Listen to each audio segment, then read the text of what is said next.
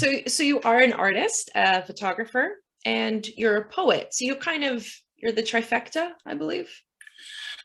Oh, that's a good compliment. Yeah. I mean, well, it's a fact. It would seem. Yeah, I mean, writing would be. I mean, I would classify myself as a writer. I would like to think that, and then all those other things kind of branch off. Yeah. In the way of, I think I can't really sit still doing art. So if there's a day where I'm not really up to writing, then I'd rather paint, do something more physical, or take photos and something more introspective. So they're just kind of I guess, little branches off me being a writer, really. And just not being able to sit still all the time. I think it's probably a natural thing. But you'd see that a lot, I think, with a lot of writers or artists, that they do other things and other ventures, because you can't write I can't write every day. So I have to do other things. And then originally I started as a songwriter in a band that I got lucky enough to do with my brother. And then that kind of formed into poetry. Once that band stopped, then my brother was just like, why not turn your words into poetry? Do that. Like, he totally was the only reason why I'm writing poetry now. It's like, you don't need music, just use the words. So it's just a lot of things. Yeah, definitely. Because sometimes perhaps there's something inside that can't only be expressed through poetry, or can't only be expressed through music. And in that way, it does have to be interchangeable. You have to be able to have skill in different mediums to just get the energy out. Of course. And I had like a kind of not an epiphany, that's too much of a strong word, but as soon as I thought I can put video and poetry and music together, I thought that's brilliant. Like stuff like that, where it's like, poetry on its own for a lot of people is too maybe thin.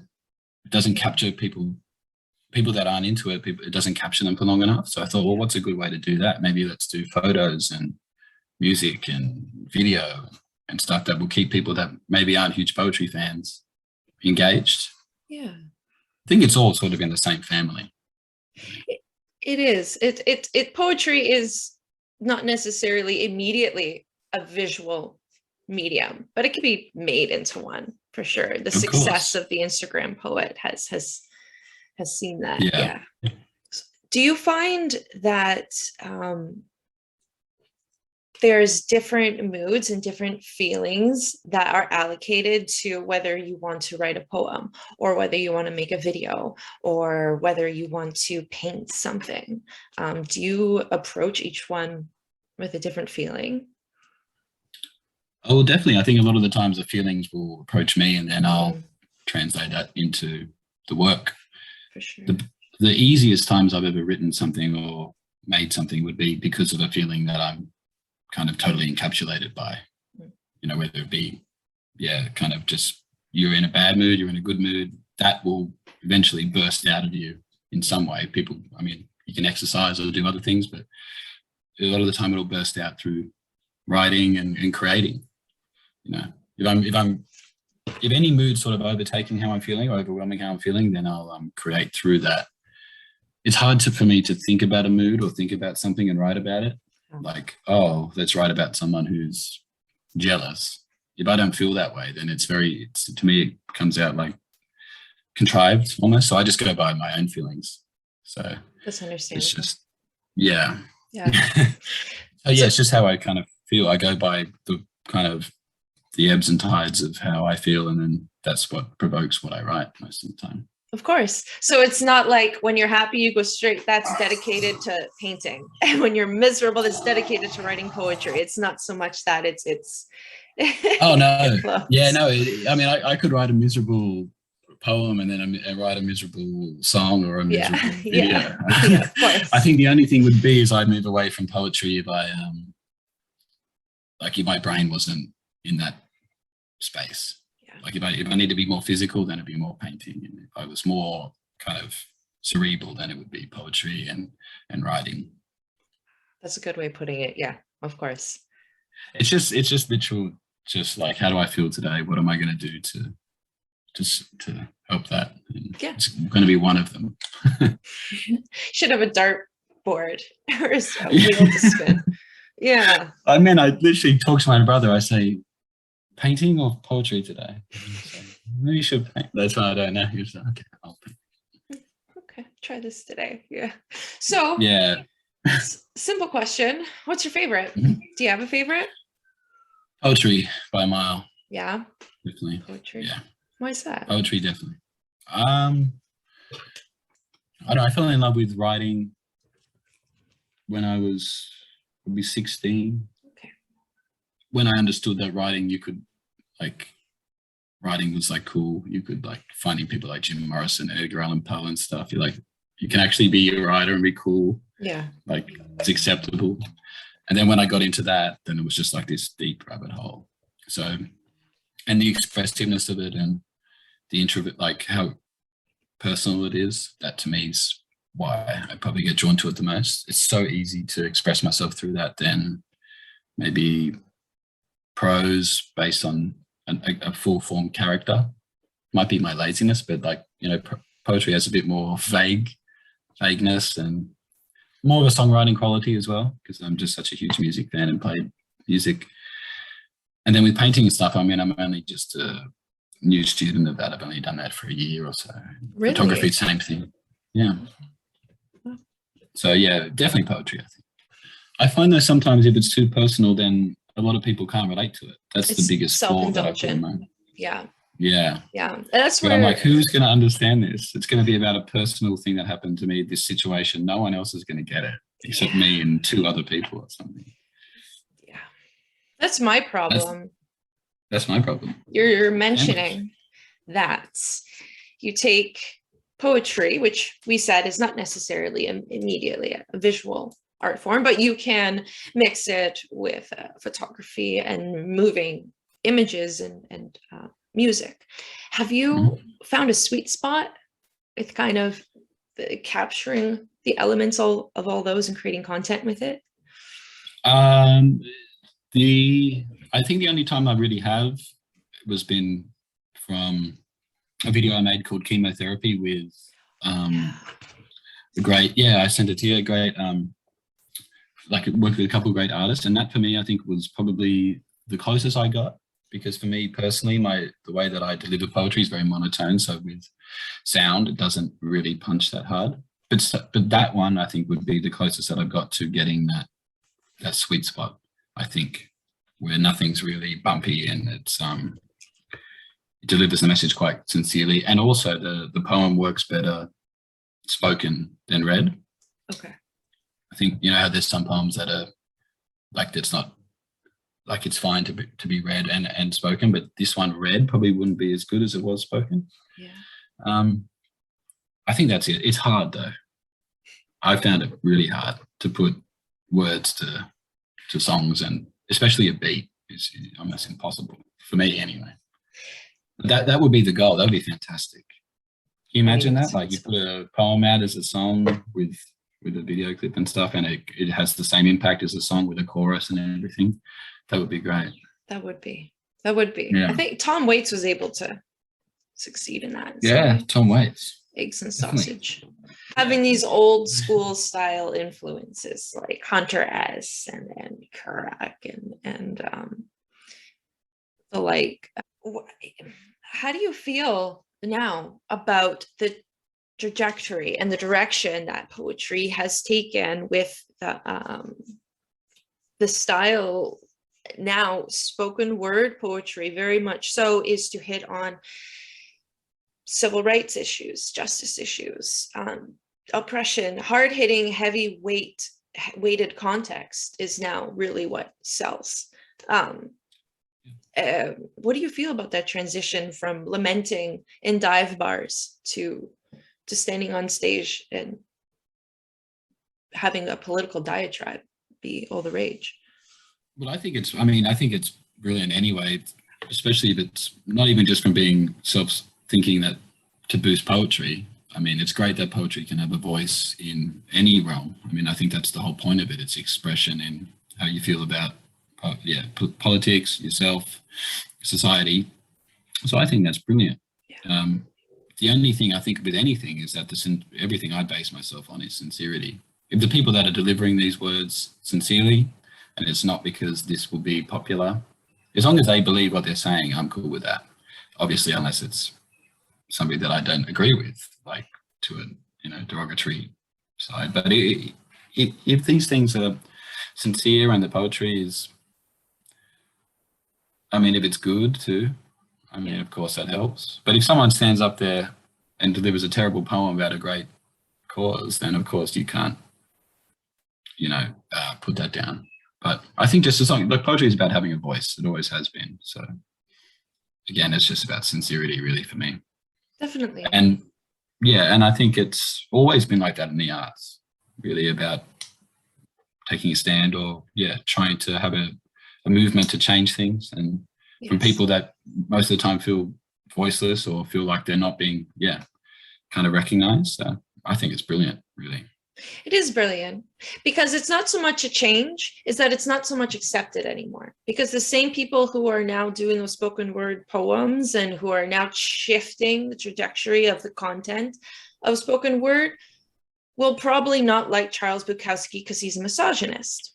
Yeah. And so these poets are starting to be disrespected. Not so much perhaps that, because you had Bob Dylan, a political, the 60s happened, okay? There was always, okay, we can't deny that, okay?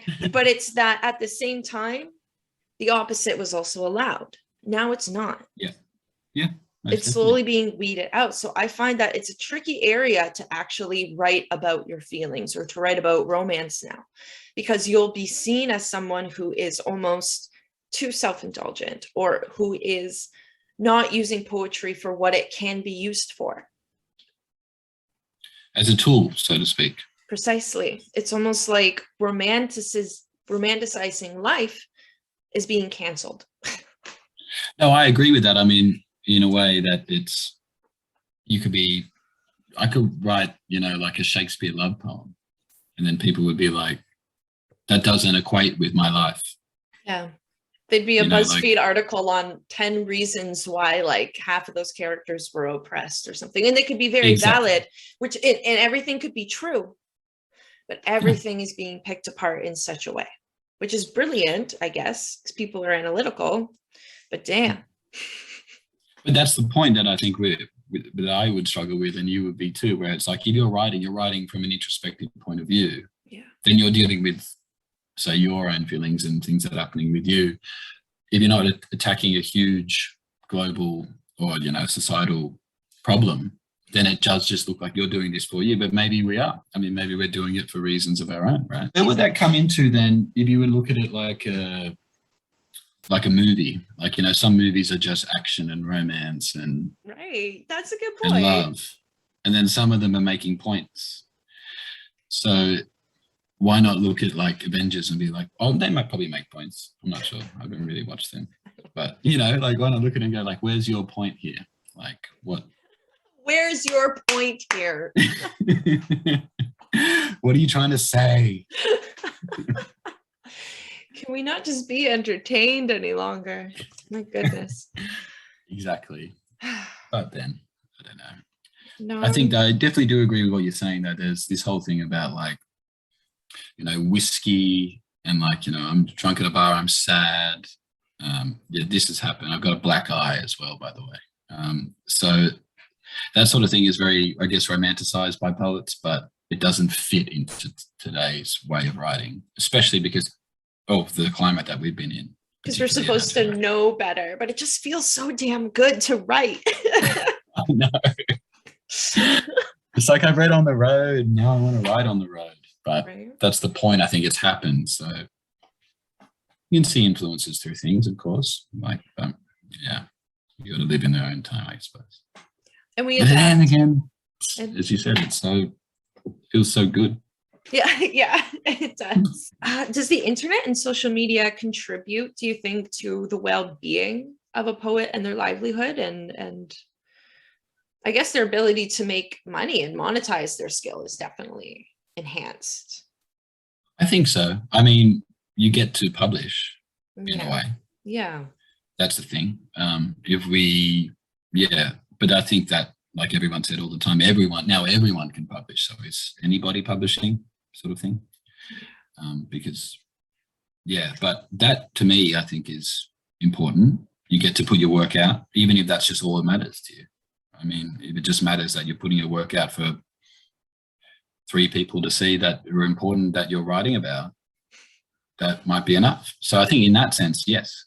Yeah. I think being too hung up on it and like too tied into that sort of way of being successful as an artist, I think might be healthy. I'm not sure, because it's so fickle, as opposed to, you know, a gallery or a publisher saying we like your work and stuff, as opposed to some person who might, thank God I've never had it, some person saying like this is trash. Yeah. Who's like some guy you don't know, whatever. I think there's just that classic good and bad of it. Yeah. I think it's great you can get published, and I think it's also bad because everyone can, and also anyone can kind of just say whatever they like and maybe make a judgment call when they probably shouldn't. I'm not sure.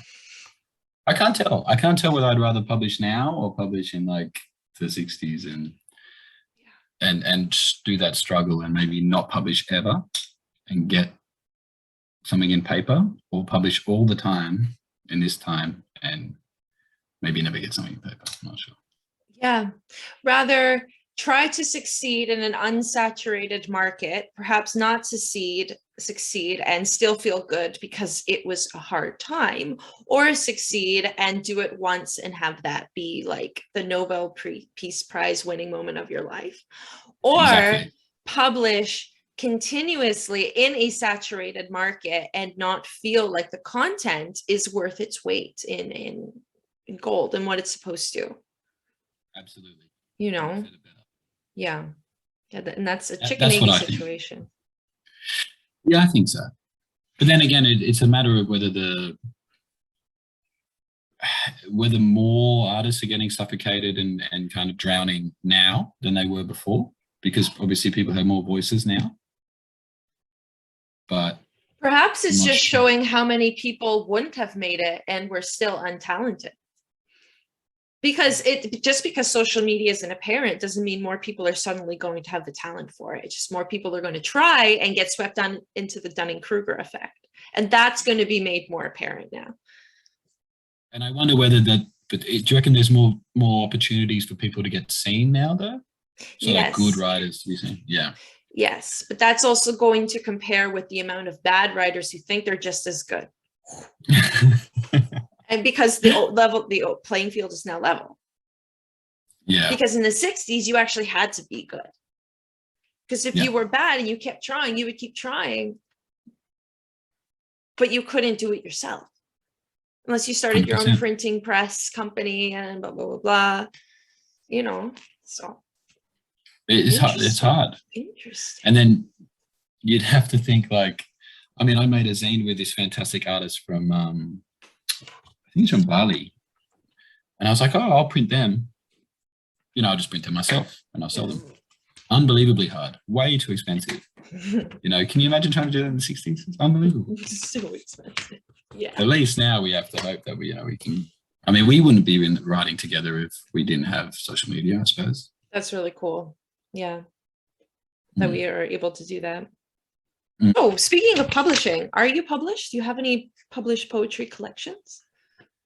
I have a book like all ready and set to go. I'm just sending it off. I've been slugging on that for a while, so we'll see how it goes. I mean, you know what it's like. It's a grind. Yeah. Not published, but done. I mean, I can still publish it at the end of the day, but may as well keep trying. I had just accumulated poems and then just thought, well, which one of these will work together sort of in a narrative way? Right. Then I thought, I'll go through blurb and stuff, but then my brother, who's fantastic, he's always on my ass to be like, keep doing this, keep slogging, blah, blah, blah. Anyway, so I thought, well, I'll send it off to people and, I'll spend a while sending it. And if no one takes it, and I can always self-publish and give it to my friends for a Christmas present or something. But yeah. What's it called? It's called The Truth Is I'm a Liar. I love poetry names. I love I love how remember when poems used to be titled like a Panic at the Disco song? Like they used to be just sentences. Yeah. And like, I remember in that time that, song names were really long. Yeah. Commas. I like the name because it kind of, in a really sort of fuck you to the reader, which sucks, but not what I was planning on. But it kind of takes away everything I've said in the book. Yeah, it dismantles it right at the start. Yeah, it just dismantles the whole thing because it's quite personal. It's a really personal piece.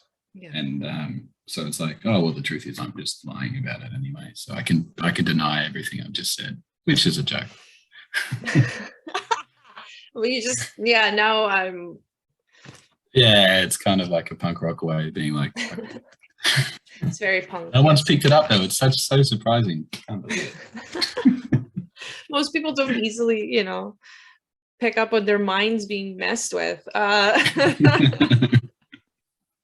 So, in your opinion, what do most poorly written poems have in common? What is the common denominator behind cringy poems?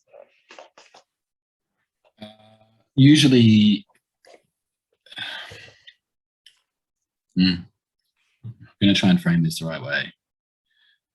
I'm going to say usually it's based around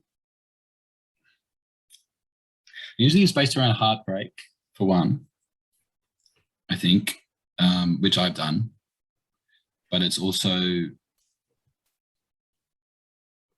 not giving you enough information to know what they're trying to talk to about, if that makes sense. So it's kind of anything that's vague, anything that's in real cursive,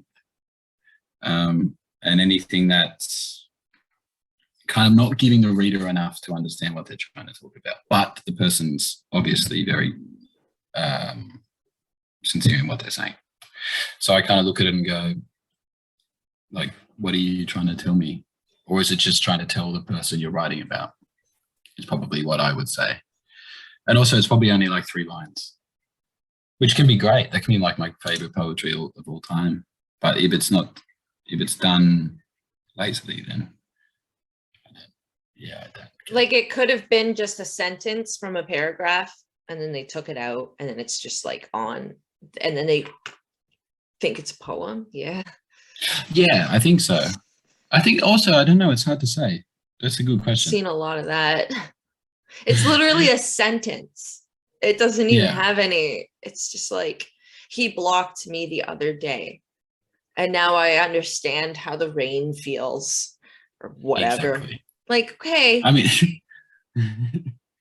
we all understand how the rain feels, maybe. Sorry, and I seem a little bitter, but I'm just, at the end of the day, maybe I am because it's not good. If you had asked me that question maybe a year ago or 2 years ago, I would have been sitting here talking to you for 40 minutes about how like my high horse was just so much higher than it was. Yeah, but, that's my only complaint.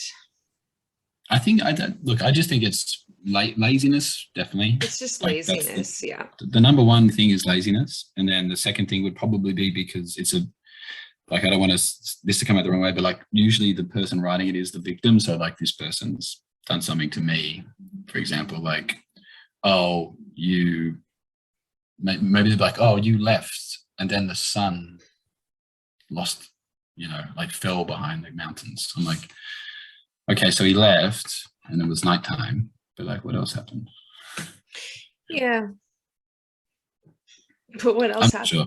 Which means it's unfinished, which means it's not finished. Go back and finish it. And don't disparage the effort that actual poets put into writing stuff. It's very short and it's very sentimental. Yeah. Very short, very sentimental, very bitter and pretentious and maybe over verbose sometimes. Frame that, put it in quotation marks. That's the answer.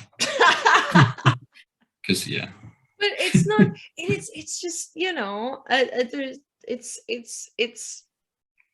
just, I don't know. At least Philip. At least get to 3 sentences. Or if your 3 sentences are brilliant, then it's even better, but they have to be brilliant. They have to be very brilliant. Yeah. I love how I'm talking about this like I'm the best writer ever. I'm a fan of reading poetry, and I would like to enjoy what I'm reading. I think the thing is probably the best medium is don't think that you're a good writer and think everybody else except great writers are bad writers. If you think you're great, then you're not going to write anything great. And if you think everybody else is great, then you're not going to bother. You have to appreciate good, great people. Yeah, precisely. Like read Sylvia Plath and be like, I'm never going to write that, but I'll try to. I'll try, yeah. And then I could read someone crap and be like, that's terrible. Yeah, if you're reading Allen Ginsberg for the first time and you say to yourself, I could do that, that's easy, you probably shouldn't be doing it. You got a long way to go. You got a long way to go. Yeah. You should be inspired. Anyone who watches is going to be like, these two are so off their own asses. Sorry. Because I used to have the biggest ego, and when it came to writing, because I did think I was really good, but that's because I was trying to understand myself, and I thought everyone was supposed to come along for the ride, until I understood that the biggest thing and the greatest thing is to be able to try to understand people over being understood, and from there you'll understand yourself. 100%. I think that the only times that people have talked to me about my writing and been like, oh, I got that or whatever, it's just total by happenstance. Yeah. That my situation I was writing about met up with theirs. Yeah. So that was, as I've said before, that's something that I would like to kind of work on more. It's like, where's sort of more of a universal way to write, to understand other people and project that, as opposed to just me. It's really admirable. And that shows growth. And that shows a level up in your writing journey and in your life as a poet and as a writer. Yeah, it's definitely. I'd like to write just a whole section of poems with not using the word I or me. Nice. That's a very good practice, actually. Yes.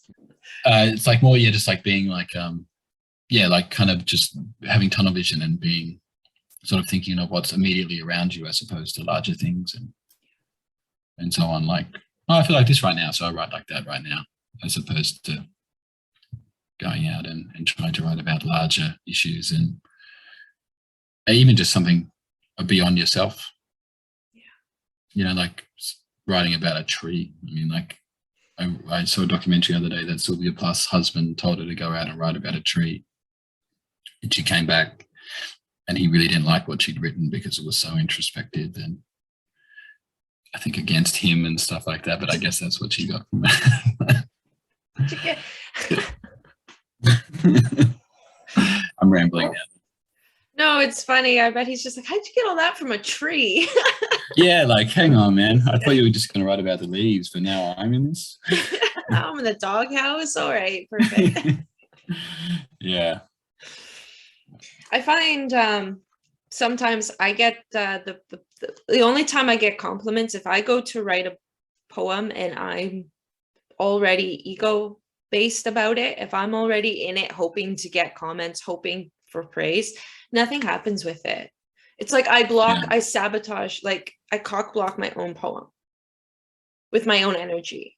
And then every time I get this like rush, this like feeling to write a poem and I write it and I feel clear and the energy is great and I put it out, I always get reception. That's the thing. I think the ones that are easy to write are usually the best. Yeah. I found they just come straight out. They seem to be the most universal as well. And I'm thinking, how are people relating to this? And it's because I cleared myself and I just allowed myself to be relatable. Yep. When you try and like retch something out of you, like when you really try and work over a poem and you work over it over and over and check every line and so on, usually for me, they're the ones that they're either sitting in the middle or they're at the bottom of the pile. The ones that I will write in like a couple of minutes, I'm just like, that felt good. Like, I'm not going to touch it now because it came from inside. It's not just me trying to like, hey, let me get my mind working and try and write something clever. That's true. Okay, scratch that. Sorry, two-liners. You're great. Don't ever revise them.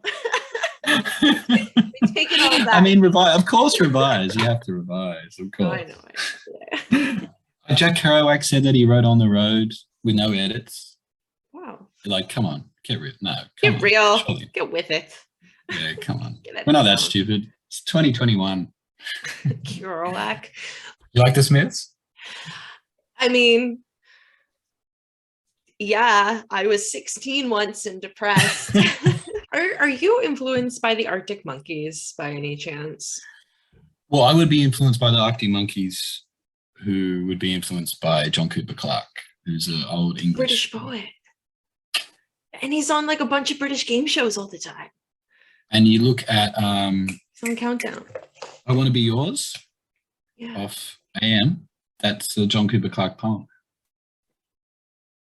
Really? Yep. I've got a book here somewhere. He's such a kooky guy. Yeah, he's just a great like rhyming poet, really like that sort of clever how words work together. Yeah. Oh, here we go. John Cooper Clarke. There he is. 10 years in an open X shirt. So you are more so influenced by John Cooper Clarke, you would say? Yeah. Yeah. The way that he works with words together, which Alex Turner sort of was influenced by. So it's that sort of down the waterfall sort of stream as. Yeah. Yeah. You mentioned who you're influenced by, John Cooper Clarke, but who are your inspirations? And of course, it could be the same person, but inspirations for videography, for art, for poetry. Who are people you look up to? Well, with videography, it's funny. There was two actually, very specific. There was a video I saw on YouTube which kind of kickstarted the whole thing, which was I Miss You by Blink-182. You know that song? Yes. There was one of them with like, it was put with this really old kind of like two love interests. Like you kind of look like home footage or maybe an old movie from like the 40s or something. And I just thought it was so brilliant. The way it was cut together, like just kind of similar to the stuff that I'd done. I was like, that's brilliant. I could do that. And then the movie I'm Not There, which is a Bob Dylan, kind of a arty way of looking at Bob Dylan's psyche. There's a scene in that with Heath Ledger and Charlotte Gainsbourg with the song I Want You. And it's got that sort of narration over the song with the footage. And I just looked at that and thought, this is just great. Like, this is just exactly where I would get the ideas to create videography from. Yeah.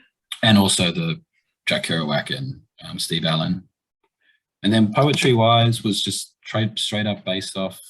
One day my mother came down to me and gave me a CD of The Doors and a copy of No One Here Gets Out Alive, the book, the biography on Jim Morrison when I was like 16, right before we went on holidays. And I just immersed myself in it. And then, as I said earlier, that was the first time where I thought like writing is cool. And like, this is like as a young kid, you're like, this guy's great. And he's also reading and like being intellectual, where at the time I was at school just like learning. Are you kidding? So like, what?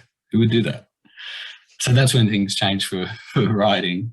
And then photography really was just was born from videography. Okay. Because I was shooting everything on my camera. So then it was like, well, I may as well take photos while I'm here too and accompany them to my poetry. Yeah.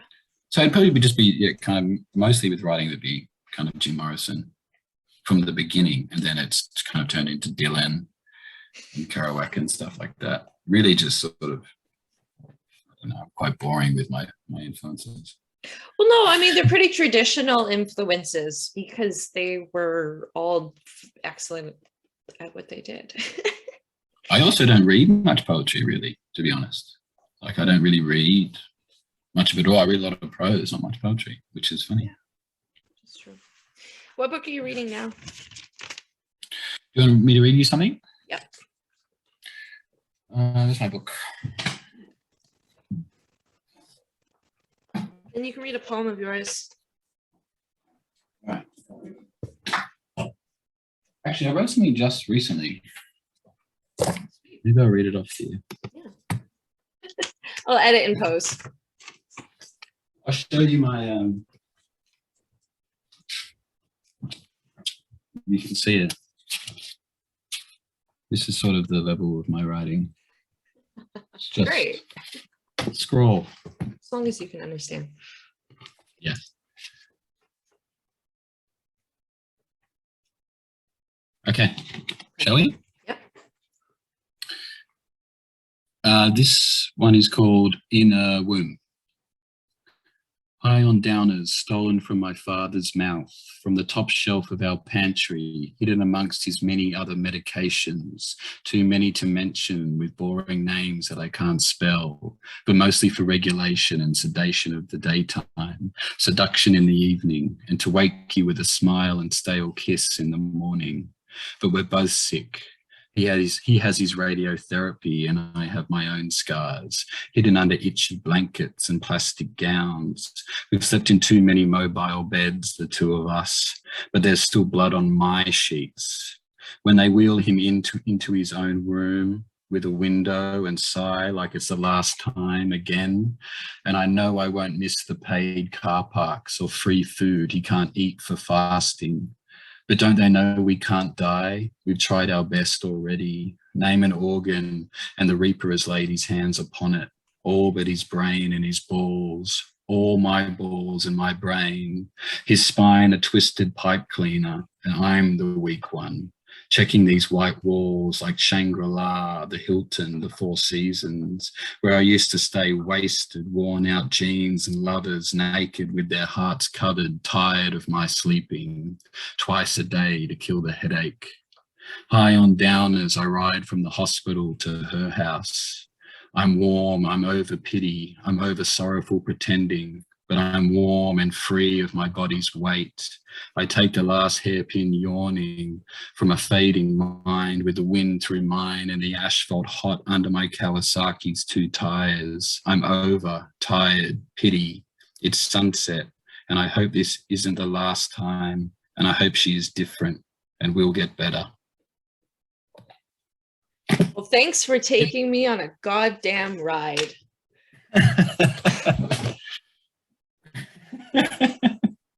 Damn it. Sorry. Fucking brilliant, dude. That was the last one that I wrote. I wrote that a few nights ago. That was brilliant. Thank you very much, Adriana. Yeah, that was really good. And you have a very good way of delivering your poetry. I know, try and read Scribble as well. All right, so walk me through that. What was that about? That was pretty much about, sort of, to be vague, how, say, I might feel, or someone who feels like they're kind of going through things that aren't physical, compared to someone who's going through physicality and sickness and so on, might be like, well, what about me? It's more about kind of the feeling of feeling selfish. Like, hey, what about me? What about me? Where, oh, this person's sick, but what about me? There's blood on my sheets too. It's more of a kind of a put down on like, hey, I feel bad, but I know it's not. You can feel bad, but it's that sort of self-degradation, like, oh, I'm like, what about me? What about me? I hope we'll get better, even though this person's really sick and I'm sick, but not the same. It's getting dark. That's exactly. But that's the point. That's exactly what I picked up on when you mentioned the line, and I forget how it was before. You discussed something that was wrong with the legs, and you said, but I am the weak one. And right when you said that, I'm like, I wanted to ask, why are you playing the victim in this poem? Exactly. That's the point. That's what I was about to write down. And I'm like, but maybe he's saying like he can't be strong for the other person. So I was going to give you the benefit of the doubt. That's what it was about. And No, it's not. You got it damn right. On the nose. It's literally, and it's looked at as a way that a lot of people probably wouldn't get, where it's like this guy's playing the victim, but it's more me pointing the finger at myself, or, you know, people being like, I'm the victim, like, look at me, sort of that damsel in distress when you shouldn't be, sort of thing. But there's no signs in the poem to make you think that. It just makes you think this person's playing the victim. Which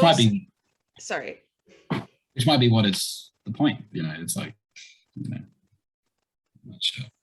If you expose enough thought, someone put the pieces together. Yeah.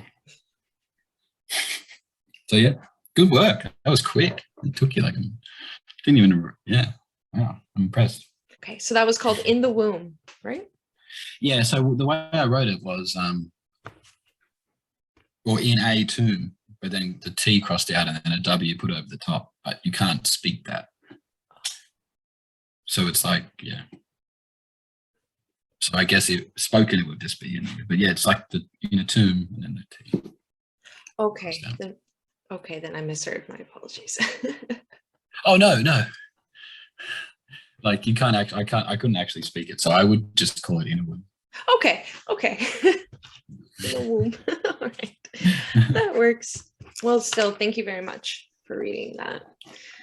No worries. So thanks again, Thomas, for being on the AudioVisio podcast. And for those who are listening, you can find Thomas online on Instagram at Broke Sellout. And do you have kind of like a base website, or is everything really just on the Instagram? Yeah, the website is being built.